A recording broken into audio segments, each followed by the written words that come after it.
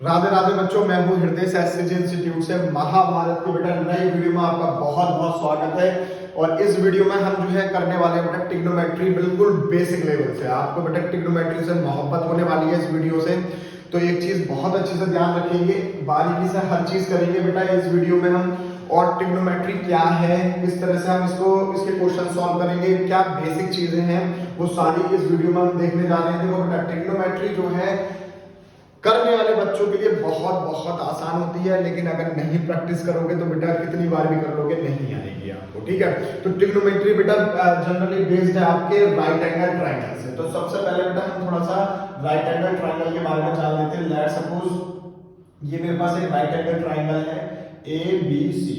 यहाँ पर right angle triangle की बेटा प्रॉपर्टी होती है, एक एंगल जो होता है वो 90 डिग्री का होता है। ठीक है, तो हमारा राइट एंगल जो है वो B पर क्या नाम है, राइट एंगल है।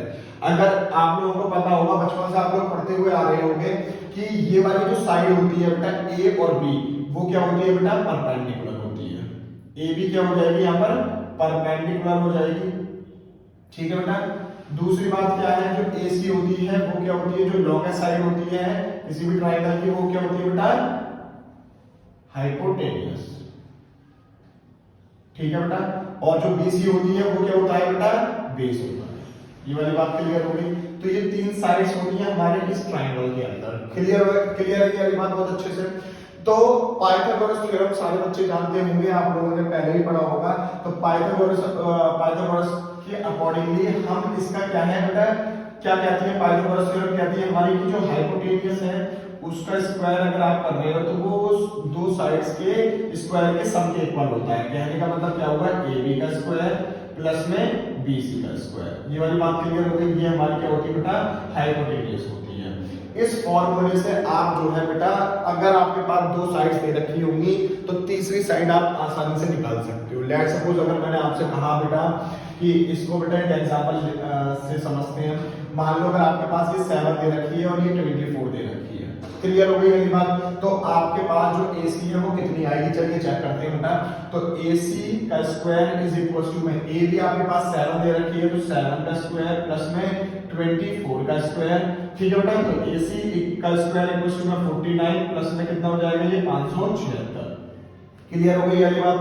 AC का स्क्वायर इक्वल टू में कितना हो जाएगा, ये 625 हो जाएगा। तो AC बराबर में कितना आ जाएगा बेटा, हमारे पास 25 आ जाएगा। ये वाली बात क्लियर हो गई। जो भी यूनिट दे रखी होगी आपको यहाँ पर मेंशन कर सकते हैं। ठीक है, तो ये तो जनरल चीजें थी। अब ट्रिग्नोमेट्री पर थोड़ी सी आते हैं बेटा कि ट्रिग्नोमेट्री में हमारे पास जो है 6 आप समझ लो ट्रिग्नोमेट्रिक रेशियोज होते हैं, जिसको हम बेटा बोलते हैं साइन, कॉस, थीटा भी लगाता हुआ चल रहा हूं, बताऊंगा कि थीटा क्या होता है। ठीक है बेटा, sine theta, cos theta, tan theta और कोसेक थीटा और सेक थीटा और कॉट थीटा। तो ये हमारे पास बेटा 6 ट्रिग्नोमेट्रिक रेशियोज हैं।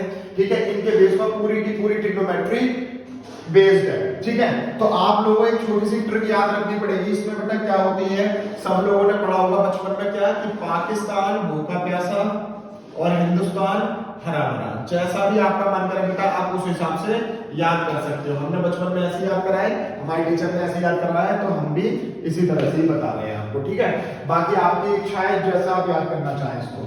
तो बेटा ये जो होता है वो होता है हमारे पास साइन थीटा।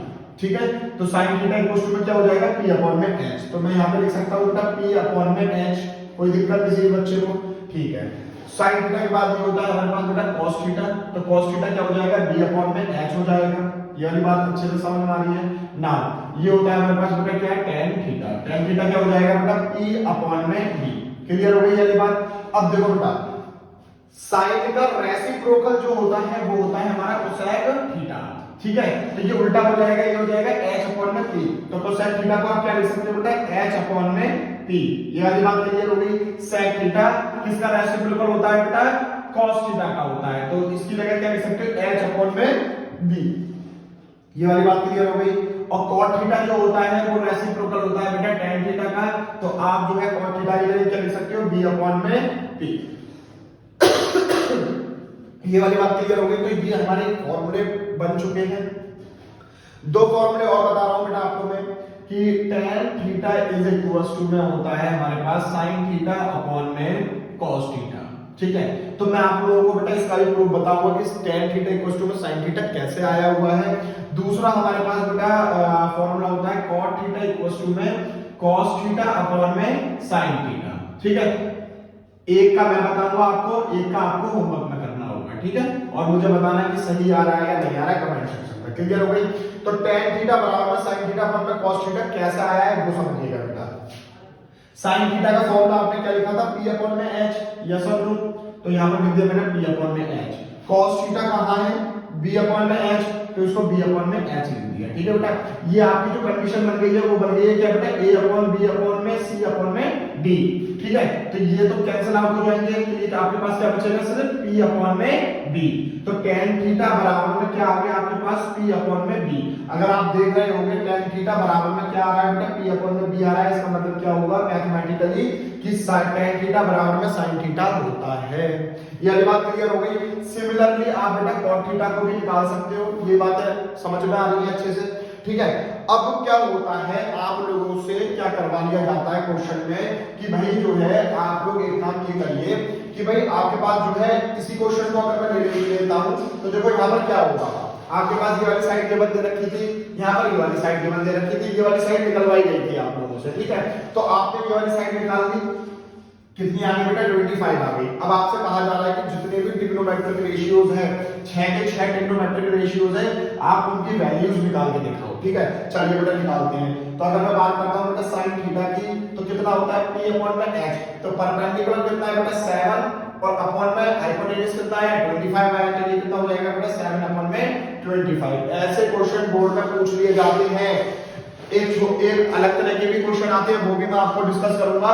पहले बेटा सिंपली जो है वो मैं आपको डिस्कस कर लेता हूं।